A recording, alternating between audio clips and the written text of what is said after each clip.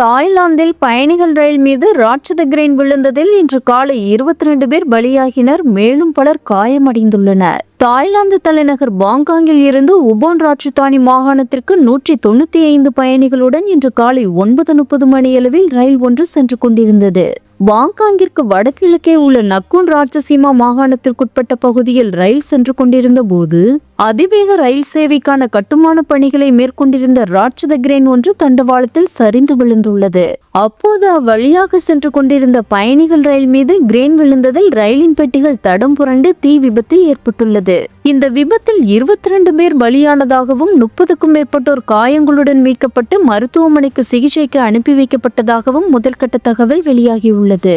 தாய்லாந்தின் பாங்காங்கை லாவோஸ் வழியாக சீனாவின் குன்மிங் பகுதியுடன் இணைக்கும் அதிவேக ரயில் சேவைக்கான கட்டுமான பணிகளை சீனா மேற்கொண்டு வருகிறது.